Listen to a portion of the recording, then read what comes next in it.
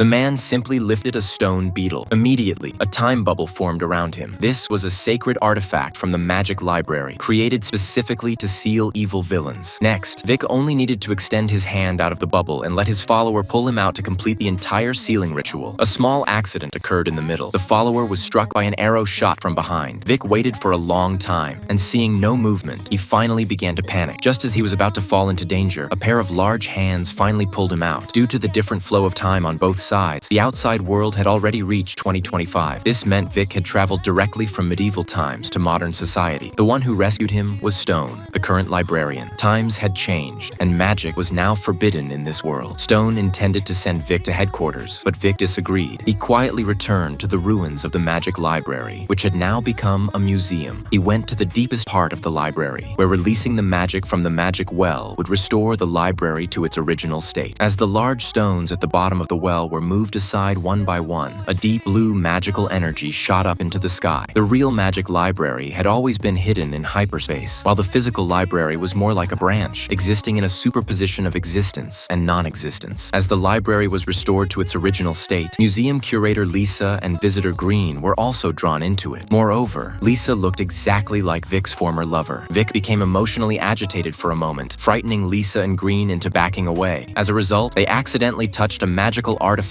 on the table. Vic cried out in alarm. This was called the Stone of Drekka, used to seal evil spirits. Once touched by ordinary people, it would leave a mark that continuously attracted attacks from evil spirits. As terrifying roars echoed around them, the evil spirits had clearly approached. Vic quickly called for the two to hide in the library, where the sacred power could temporarily block the evil spirits' attacks. The roaring outside gradually turned into crying, with tears flowing in through the door cracks. Vic immediately reached out and tasted it. It was indeed tears. While they were talking, the crying outside turned back into roaring, and the door was being pounded loudly. Everyone's hearts were in their throats when a familiar figure opened the door and slipped in. Stone had arrived. Although the evil spirits were temporarily driven back, Lisa and Green had already been marked. Being hunted down and killed was only a matter of time. Lisa was initially skeptical. She was a physicist, and now they were telling her about magic, which seemed too absurd. When she learned that Vic came from over 100 years ago, she immediately became excited. Time travel was the ultimate dream of all physicists. Vic paid no attention and instead took out a divination mirror to search for traces of the evil spirits. Through this device, one could see the past and future of things. Following the tears left on the ground, everyone ran toward the city center. After walking only a few steps, Vic discovered a new monster.